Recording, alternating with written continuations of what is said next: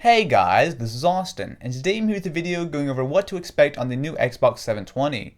Now the current Xbox 360 is actually coming up on 7 years old this year, and in video game terms that's pretty much an eternity. So today we're going to take a look at what you can expect with the next generation Xbox. As with any major console release, there have been leaks, and the Xbox has definitely had its share. So one of the biggest ones was a couple months ago when a 56-page document leaked which went over the entire roadmap of the Xbox 720.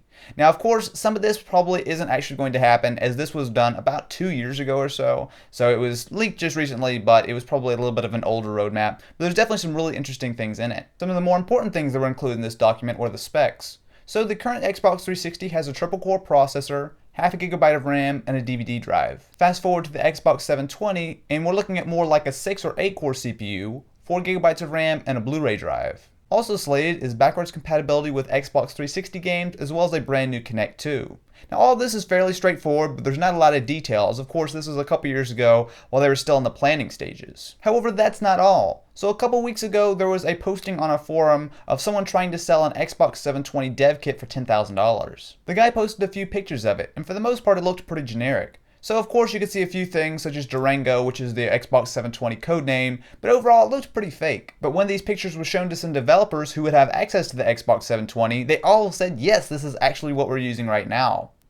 Dun dun dun!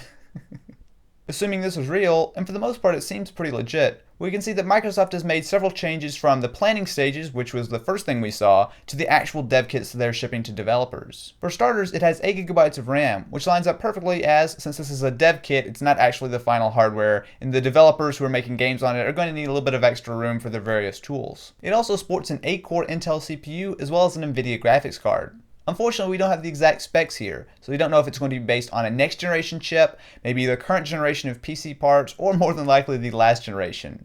However, regardless, it definitely should be capable of 1080p gaming. Overall though, the hardware seems very similar to a gaming PC. Now this isn't all that surprising. Now even though the Xbox 360 and the PlayStation 3 both use totally custom parts, if you look at something like the Vita, it uses fairly standard stuff, and it looks like that the Xbox and the next PlayStation will both do that as well, as it's very expensive to create custom CPUs and graphics cards and all that kind of stuff where they can just buy stuff right off the shelf. My best bet would be that the Xbox 720 will be on sale late next year, probably around the holidays. And as far as price, more than likely around $300 or so. I don't think that we're going to see any more of the $700 and $600 launch prices. I think that Microsoft, Sony, and Nintendo, they've all kind of figured out that that really doesn't work anymore.